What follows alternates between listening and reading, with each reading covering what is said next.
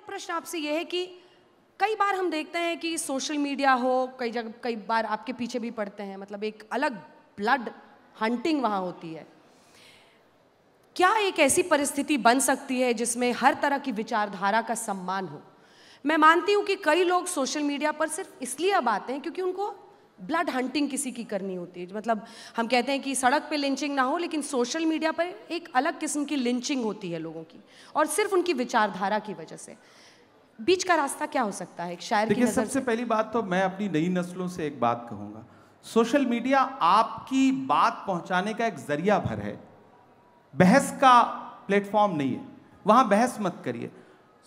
आपको ट्वीट करना है, आपको फेसबुक पे कुछ लिखना है, इंस्टा पे कुछ लिखना है, लिख दीजिए, डाल दीजिए, अपनी बात पहुंचा दीजिए, उस पर रिप्लाई करने मत जाइए। कमेंट पढ़ने की जबरदस्ती कोशिश मत करिए, और पढ़िए भी तो किसी को रिप्लाई मत करिए। आप रिप्लाई करेंगे और आप सोचेंगे कि सामने वाला आपसे सहमत हो जाए, तो वो तो ऑलरेडी उसका तो काम है ना, वो एक पूरी पेड टीम बैठी है। तो ऐसे में उससे बहस मत करिए, लड़िए मत, अपनी बात रख दीजिए, तो शायद बचे रहेंगे। वरना हम सबको झेलना पड़ता है, और बहुत सारे लोगों पे इसका बहुत बुरा असर पड़ता है। हम लोग तो ऐसी दुनिया से आए हैं गांव में कि अगर आपके खिलाफ आपके अच्छे अच्छे जो पोस्ट हैं उस पर जो कमेंट आते हैं, उसको अगर मतलब माँ और पिताजी पढ़ लें तो शायद आपका सोशल मीडिया छुड़वा दें कि बंद करो ये सब, ये क्या तमाशा है। लेकिन आपको जीना भी है, मीडिया तो आपको दिखाएगा नहीं, तो सोशल मीडिया का सहारा भी लेना है। तो ऐसे में हमारे पास माध्यम क्या है? हमें लोगों के पास जाने के लिए एक तो मंच है, दूसरा वो वाला प्रपंच है, तो उससे निपटना ही है। तो आप कैसे पार पा सकते हैं? वो जिसका जिक्र फसाने में था ही नहीं, वो बात इन साहब को बड़ा नागवार गुजरी है। अब बैठे भी हमारे मंच पे हैं, बताइए, यही सुंदरता है। ये नया भारत है, ये घर में घुस के मारता है। यहाँ पे बैठे हैं, मंच हमारा है, और फिर भी शिकायत कर रहे हैं कि हम इनको दिखाते नहीं। शिकायत नहीं कर रहा हूँ, हम लोगों के बीच में बहुत सामान्य बातचीत हो रही है, तो आपको सामान्य तरीके से ही मैं बात कह रहा हूँ। मैं जब मीडिया की बात करूं तो देखिए, मैं कलम का आदमी हूं, तो जाहिर सी बात है मेरी शिकायत भी अपने परिवार के लोगों से ज्यादा होगी।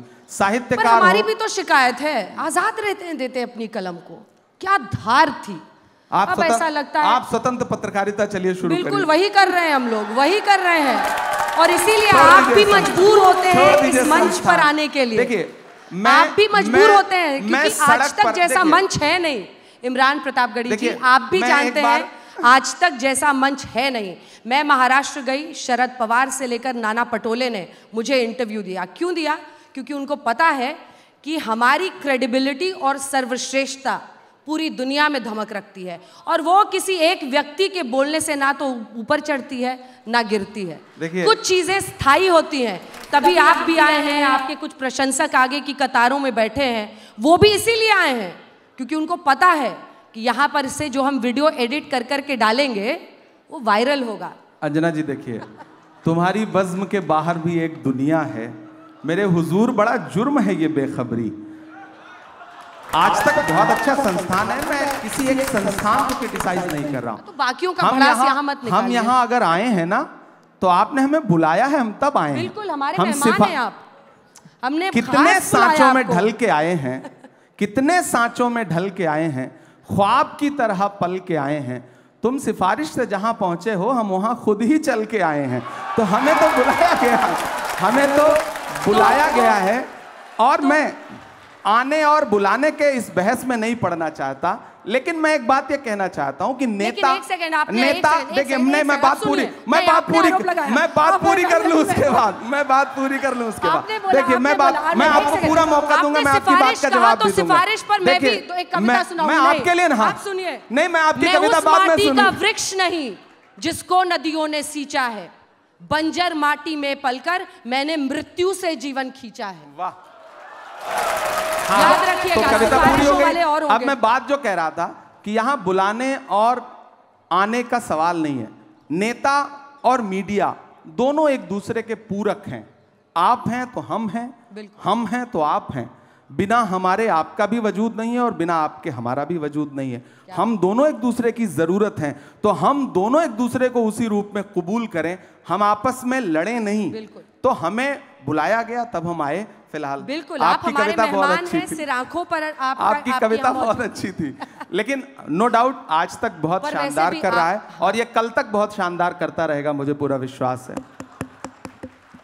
यही तो है कि आग भी जब प्रशंसा करने लगे या पानी, whatever you choose। नहीं, मैं प्रशंसा करूंगा। पर आग और पानी के बीच में समझौता होना भी नहीं चाहिए। मैं आपकी पत्रकारिता की प्रशंसा करता हूं, इसमें कोई दो राय नहीं। आप अच्छी पत्रकारिता करती हैं और हम सब युवा हुए हैं आपको देख देख करके, आपको सुन सुन करके। ये मेरे लिए बहुत खुशी की बात है कि मुझे देख देख कर आप जैसे लोग जवान हो गए। हम एक वक्त में शायर भी बने और फिर नेता भी बन गए। जब यूनिवर्सिटी में पढ़ रहे थे तो हमें मतलब कुछ चंद लोग हैं, चुनिंदा लोग हैं जिनकी पत्रकारिता सुन रहे थे हम लोग, और हमें लगा कि पत्रकारिता की पढ़ाई करनी चाहिए। तो उसमें आपको क्रेडिट देता हूं मैं इस बात के लिए। अब राजनीति में आ गया, पार्लियामेंट में चला गया, लेकिन उम्र तो कम ही है ना। वजन बढ़ गया, राजनीतिक वजन कह रही हूं मैं।